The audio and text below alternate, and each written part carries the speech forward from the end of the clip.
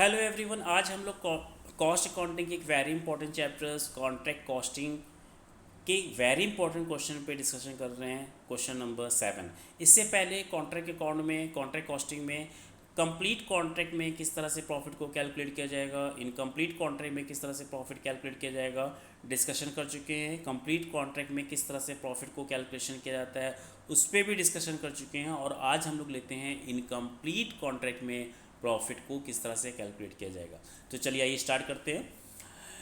इसमें गिवन है आपका मटेरियल्स की वैल्यू गिवन है 40,000 और ये पॉइंट्स आपको मालूम है किसी भी अकाउंट से अगर हम प्रॉफिट और लॉस कैलकुलेट करते हैं तो एक नॉर्मल रूल फॉलो करते हैं, एक्सपेंसेस को डेबिट करते हैं और इनकम्स को क्रेडिट करते हैं।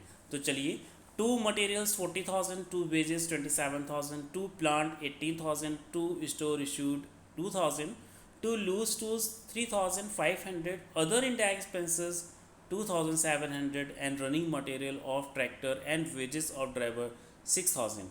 ये तो आपको मालूम ही है, ये सारे एक्सपेंसेस गिवन है और जो भी एसेट्स कॉन्ट्रैक्ट में यूज़ होती है उसको पहले डेबिट साइड में मेंशन करना होता है और उसके बाद जो उसकी क्लोजिंग वैल्यू बचती है या रिटर्न होती है या और किसी भी तरह का आउटफ्लो होता है एसेट्स का, मटेरियल का, तो उसको हमें क्रेडिट साइड पे शो करना होता है। कॉन्ट्रैक्ट की डेट गिवन है 73 डेज, सॉरी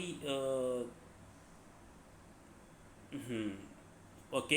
ये भी कंप्लीट कॉन्ट्रैक्ट के क्वेश्चन हैं, तो इन कंप्लीट कॉन्ट्रैक्ट का क्वेश्चन हम लोग नेक्स्ट वीडियो में डिस्कस करेंगे, क्योंकि इसमें देखिए मेंशन किया गया है contract was completed in 73 days, right. तो ये कॉन्ट्रैक्ट कंप्लीट हो गया है और इसके बाद वाले जो वीडियो में होगा वो इनकम्प्लीट कॉन्ट्रैक्ट का वीडियो होगा, राइट। तो इसमें गिवन आपका at the end of this period plant was written after charging 15% depreciation on original cost. Depreciation में एक पॉइंट ये जरूर ध्यान दीजिएगा कि आपका जो परसेंटेज गिवन है वो पर एनम गिवन है या नहीं। यहाँ पे जैसे मेंशन है प्लांट जो रिटर्न हुआ है after charging 15% depreciation on original cost, per annum word use नहीं हुआ है।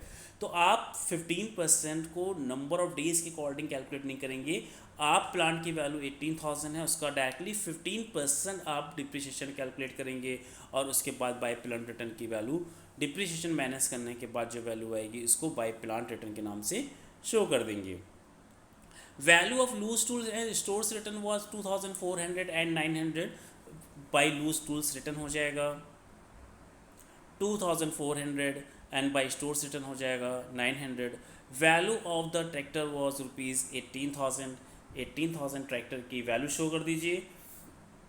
और depreciation was to be charge to this contract at the rate of 15% per annum. 18,000 into 15% यहाँ पे पर एनम गिवन है और जो कॉन्ट्रैक्ट का ड्यूरेशन था वो 73 डेज़ का था। तो डिप्रिसिएशन जो कैलकुलेट होगा 18,000 इंटू 15/100 इंटू 73 डिवाइड बाई 365। अब आप इसको दो तरह से यूज़ कर सकते हो। आपने जो डिप्रिसिएशन कैलकुलेट किया वो 540 आ रहा है, ट्रैक्टर की वैल्यू 18,000 है, हम दो तरह से यूज़ कर सकते हैं। टू डिप्रिसिएशन ऑन ट्रैक्टर 540 लिख दें या टू ट्रैक्टर 18,000 शो करें और उसमें से 540 माइनस करने के बाद by tractor at side show कर दें, means 17,460 rupees. Both are right. इसके बाद गिवन था आपका you are required to provide for the administration expenses at the rate of 10% on the total work cost। और टोटल वर्क कॉस्ट के लिए जो एक्सपेंसेस आपके डेबिट साइड पे शो किए गए हैं उसको हम प्लस करेंगे और जो क्रेडिट साइड पे वैल्यू है उसको लेस कर देंगे, तो आपकी वर्क कॉस्ट आ जाएगी जो इस क्वेश्चन में आएगी 81,140। आप बैलेंसिंग ना करना चाहो तो ज़रूरी नहीं है, इसको आप रफ में नोट कर लो 81,140 और इसका एडमिनिस्ट्रेटिव एक्सपेंसेस हो जाएगा 10%, 8,114।